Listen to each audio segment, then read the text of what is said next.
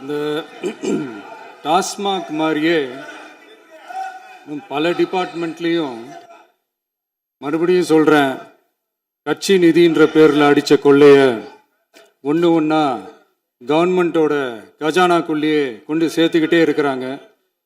இப்போவும் சொல்கிறேன், மக்கள் பணத்திலேருந்து ஒரு பைசா கூட தொடமாட்டோம், தொடவும் விடமாட்டோம், தொட்டா விடமாட்டோம், இதுக்கு முன்னாடி தொட்டவங்களையும் விடமாட்டோம்.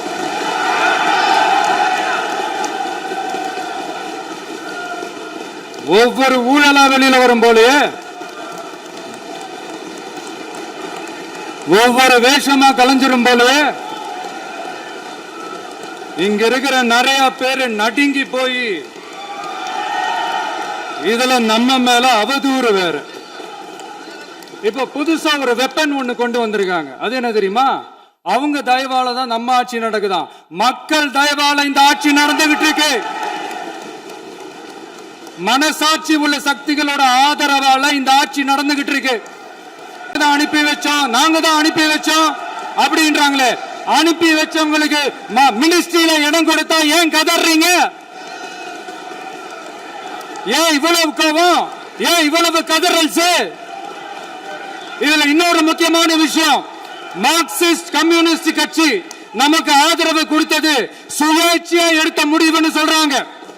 அதே மாதிரி இந்திய கம்யூனிஸ்ட் கட்சி நமக்கு ஆதரவு கொடுத்தது சுயேட்சையா எடுத்த முடிவுன்னு சொல்றாங்க. இதுல எங்க இருந்து நாங்க தான் அனுப்பி வச்சோம், நாங்க தான் அனுப்பி வச்சோம்னா புரியலையே. மக்களுக்கு நல்லா புரியும், எல்லாத்தையும் தெளிவா பார்த்துக்கிட்டு இருக்கிறாங்க.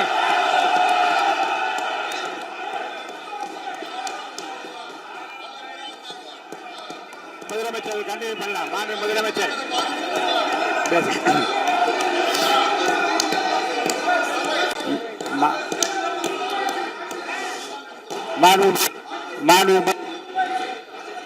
முதலமைச்சர் கண்டினியூ பண்ணலாம். நீ கண்டினியூ பண்ணலாம்.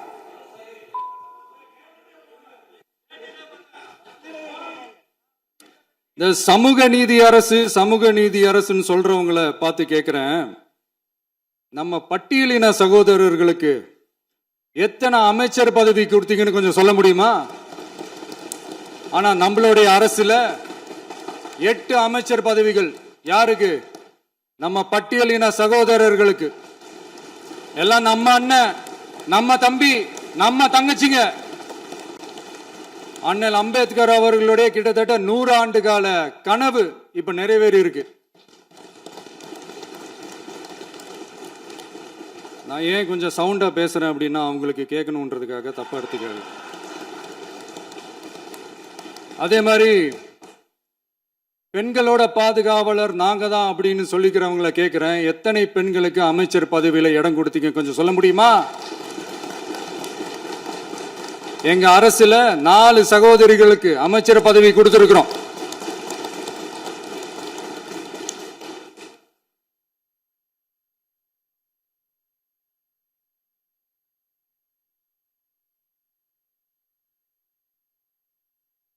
அதனால 4 சகோதரி மக்களால் நிராகரிக்கப்பட்டு மக்களால் அகற்றப்பட்டவங்களுக்கு ஒன்னே ஒன்று சொல்லிக்கிறோம், தப்பே செய்ய மாட்டோம், ஊழலே செய்ய மாட்டோம், நேர்மையா தான் இருப்போம், நியாயமா தான் இருப்போம் அப்படின்னு சொல்றவங்களால மட்டும்தான் கூட்டணி ஆட்சி அமைக்க முன் வரும். ஆட்சியிலையும் பங்கு, அதிகாரத்திலையும் பங்கு கொடுக்க முன் வரும். ஊழல்லையே ஊறி போனவங்களால இந்த கூட்டணி ஆட்சியோ, ஆட்சியிலையும் பங்கு, அதிகாரத்திலையும் பங்கு கொடுக்க முன் வராது. மெஜாரிட்டி இருந்தாலும் தரமாட்டாங்க, மெஜாரிட்டி இல்லைனாலும் தரமாட்டாங்க. கேட்டா ரெடிமேடா ஒரு பதில் ஒண்ணு வச்சிருப்பாங்க, கூட்டணி ஆட்சியை மக்கள் விரும்ப மாட்டாங்கன்னு. அதே மக்கள் தான் இப்ப அவங்கள பார்த்து சிரிக்கிறாங்க. நான் பதவி ஏற்ற அன்னைக்கு கொஞ்சம் டைம் அவகாசம் கேட்டேன். எதுக்கு கேட்டேன்? நிதி நிலைமைலாம் கொஞ்சம் மோசமா இருக்குது, அதெல்லாம் கொஞ்சம் சரி செஞ்சுக்கிட்டு படிப்படியா கொஞ்சம் கொஞ்சமா நான் கொடுத்த வாக்குறுதிகள்லாம் செயல்படுத்துவேன், அதுக்காக கொஞ்சம் டைம் அவகாசம் கேட்டேன். நான் ஏதோ வேற எதுக்காகவோ வேற யாருக்காகவோ ஏதோ அவகாசம் கேட்ட மாதிரி. அடுத்து இங்க சபையில இல்லாதவங்களை பத்தி பேச வேண்டாம்னு நினைக்கிறேன்.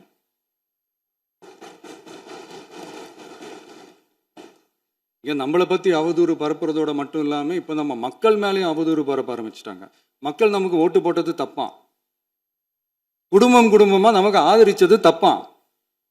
இது இப்ப இல்ல, நான் சொல்றது எம்ஜிஆர் அவர்கள் காலத்திலிருந்தே. அப்பவே அவர் ஜெயிச்சப்போ அதே மக்களை தப்பு தப்பா பேசுறது. மக்கள் என்ன பண்ணிட்டாங்க, எம்ஜிஆர் என்ன பண்ணிட்டாரு, எம்ஜிஆர் என்ன இது பண்ணிட்டாரு. 50 வருஷமா ஒரே டெக்னிக்கா.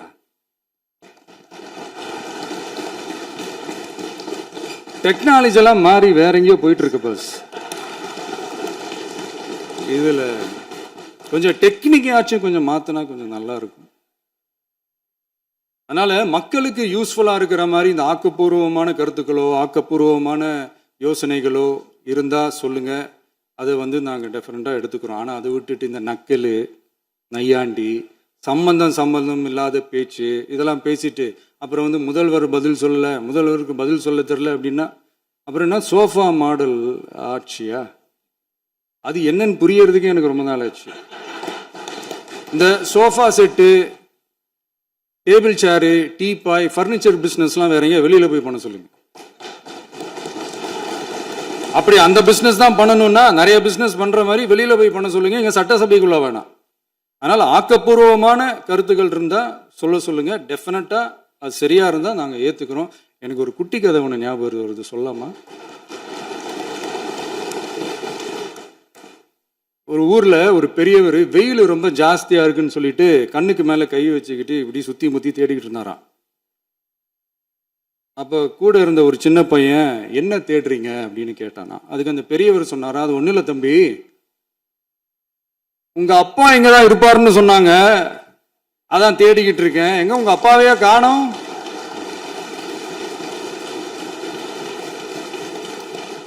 இல்ல அந்த எங்களுக்கும் நக்கலா நையாண்டியா சம்பந்தம் இல்லாத குட்டி கதை இதெல்லாம் எங்களுக்கும் பேச தெரியும். அந்த கதையில பெரியவர் அப்படி சொன்னாராம், தப்பா எடுத்துக்காதீங்க. அந்த கதையில பெரியவர் அப்படி கேட்டாராம். அதனால யாரும் இங்க டென்ஷன் ஆக வேணாம். அதனால இன்னொரு இந்த என்னுடைய உரையை முடிக்கிறதுக்கு முன்னாடி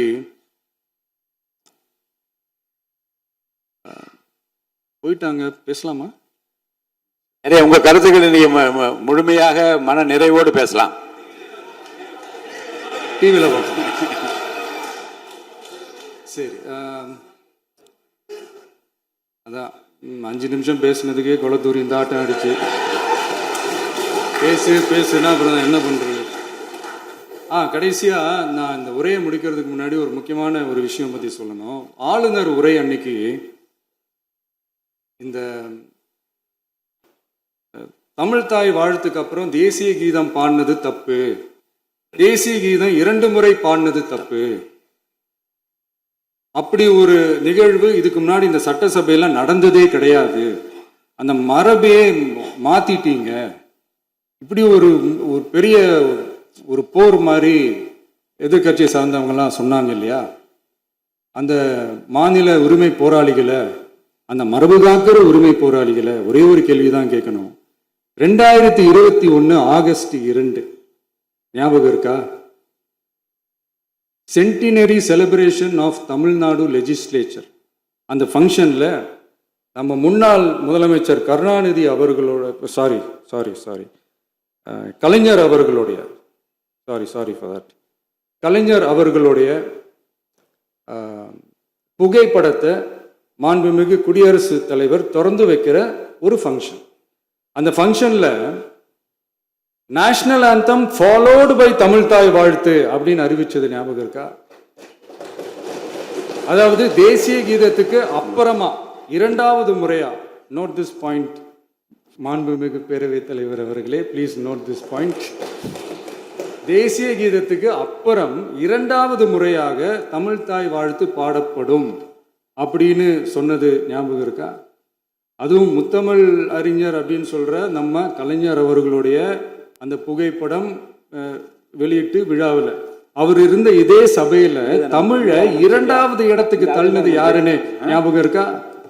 அது மட்டும் இல்ல, அந்த தேசிய கீதத்தை நாட்டுப்பண் நேஷனல் ஆந்தம்னு சொல்லி அதே ஃபங்க்ஷன்ல கடைசியா ஃபங்க்ஷன் முடியும் போது செகண்ட் டைம் தேசிய கீதம் பாடினதும் ஞாபகம் இருக்கா? இதே அவையில் தான், அது அவை குறிப்பிலும் இருக்கிறது, இதே அவையில் தான் நடைபெற்றது.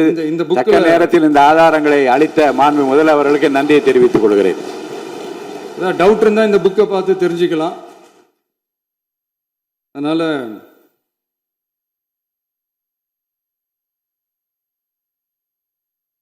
இதெல்லாம் கேட்டு